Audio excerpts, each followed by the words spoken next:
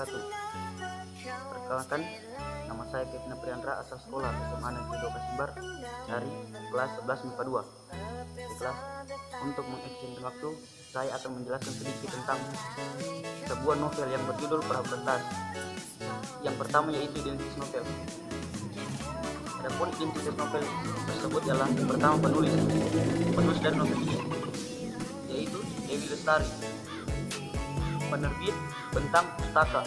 Adapun tahun terbitnya pertama kali yaitu 2010 dengan jumlah halaman 444. Yang kedua, sinopsis dari novel Perahu Kertas.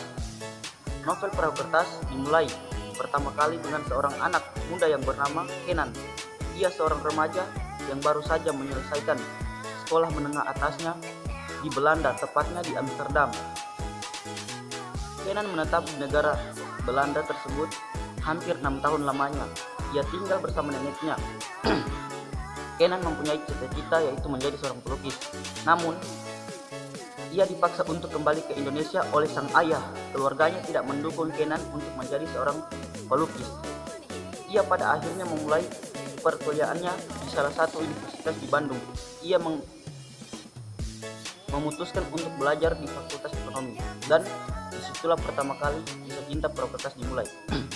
Adapun tema dari novel ini adalah seorang remaja yang gagal menggapai cita-citanya menjadi pelukis. Kemudian tokoh dan penokohannya yaitu yang pertama Kenan, yaitu seorang anak yang cenderung dingin dan kaku.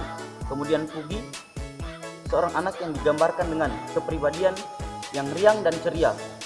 Selanjutnya Noni dan Eko adalah selaku tokoh protagonis yang menjadi sahabat baru Kenan.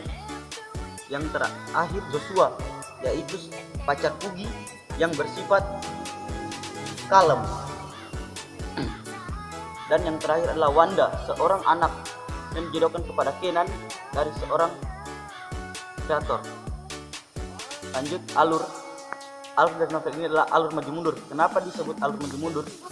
Karena yang pertama mundur, ia seorang remaja yang baru saja menyelesaikan sekolah menengah atasnya di Belanda, tepatnya di Amsterdam. Kenan menetap di negara tersebut selama 6 tahun lamanya bersama sang nenek. Disebut alur maju karena ia dipaksa untuk kembali ke Indonesia oleh sang ayah, dan akhirnya ia memulai perkuliahan di salah satu universitas di Bandung. Selanjutnya latar. Yang pertama latar waktu. Latar waktunya adalah 6 tahun dan sampai seterusnya. Tempatnya di Belanda, tepatnya di Amsterdam, di Indonesia, dan juga di Universitas Bandung. Suasana dari novel ini adalah senang, gembira, menegangkan, dan bahagia. Adapun sudut pandang dari novel ini yaitu sudut pandang orang ketiga. Kenapa dibilang sudut pandang orang ketiga? Karena di dalam novel ini ada dia, Kenan, Pugi, Noni, Eko, Joshua, dan Wanda. Yang selanjutnya ada gaya bahasa novel.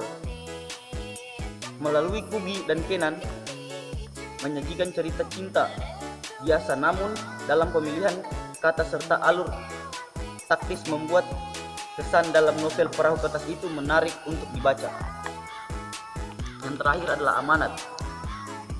Syarat makna kisah ini tentang pencarian cinta yang dibiarkan mengalir hingga kembali bermuara seperti Perahu Kertas. Sedikit penjelasan saya tentang novel yang berjudul Perahu Kertas.